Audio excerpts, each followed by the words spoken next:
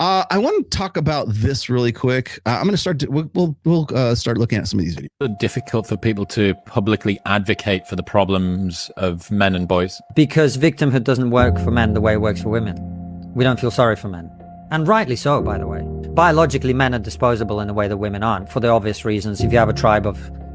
Okay, stop right there, Crispin, Kristen, whatever your crispy name is. This is a guy from Trigonometry. I know the dude. Thank you very much. This guy is probably one of the simpiest dudes I have ever had the displeasure of listening to.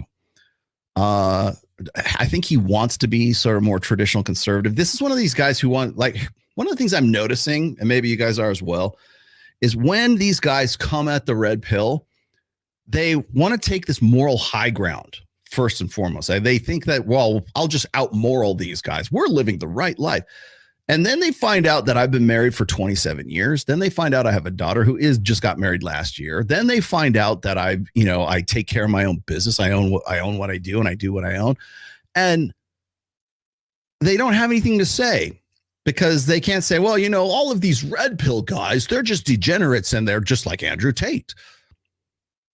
No.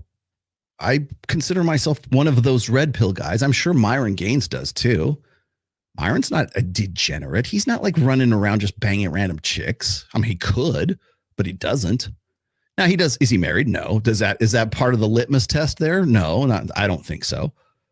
But they want to paste this, bumper sticker on us that we are like advocating or suggesting, or our philosophy is about just random degeneracy and hedonism and fucking anything on two legs, until they find out that I'm been married for 27 and a half, coming up on 27 and a half years.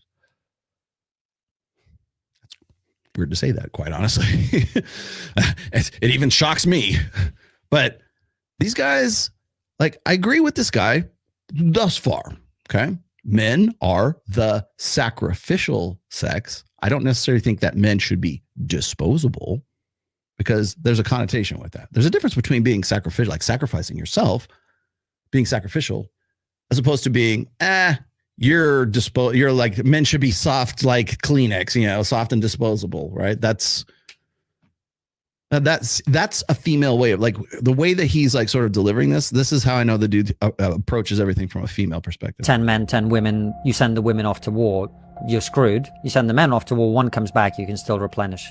Okay, so yes, we got that. Eggs are expensive. Just say this. And I tell you what's great about this whole thing is, like, he's just basically explained eggs are expensive and sperm is cheap. We got that. Thank you very much. We've known that since, 2002, when Mystery was talking about it. But he thinks he's novel. Oh, the red pill guys never talk about this. No, dude, we've been talking about this since you were in fucking diapers, man.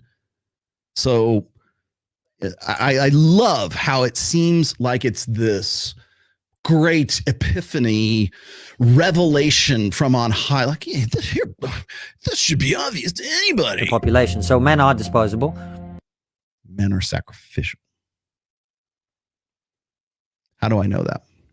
Well, would you like me to give you a preview of one of the things I would probably debate if this thing actually goes down, which I'm hoping it does? Oh, thank you. Thank you for the rewind sound effect there, Sam. I just saw that now.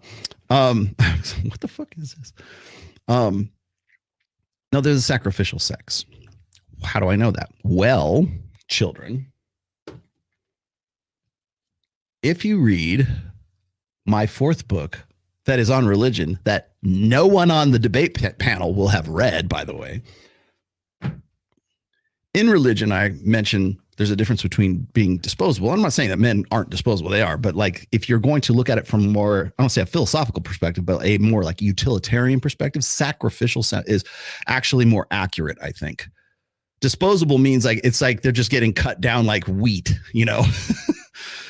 Men are not disposable, but they are sacrificial, and men will sacrifice themselves much more readily for women than women will for men, because that's just simply how we evolved. So I can use this as an example. A better way, Crispin, whatever the fuck your name is. The better way to think of it is this. If you look at the Las Vegas mass shooting, for example, happened in 2017, horrible, one of the, if not still, the worst mass shooting in the United States history, still unsolved. 70, I think it was 77 people were killed from gunfire from the, was it the MGM? Or I don't think it was Bellagio. I think it was MGM. Anyways, open fire on a open air, like I think it was a country music thing that was going on.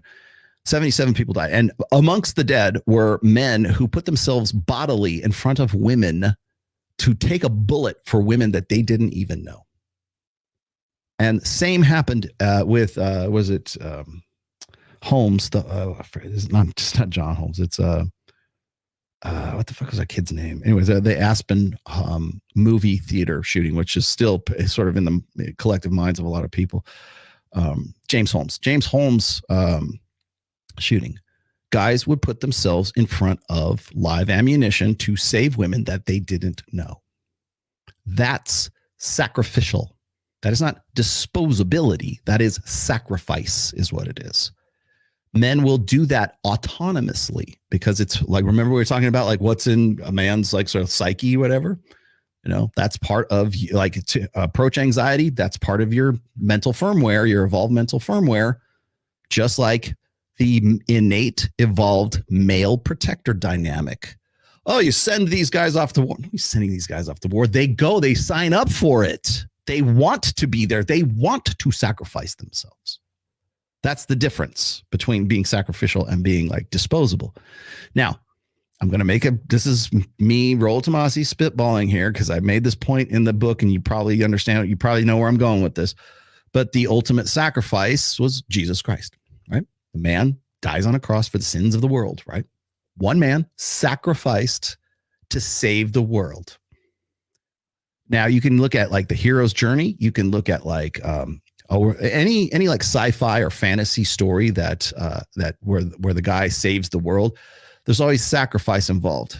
The guy loses something that's dear to him, or he dies in the process, right, to save the world. It's the Jesus Christ narrative. It's the martyr narrative. And the reason why the martyr narrative exists is because men are innately sacrificial. That's why.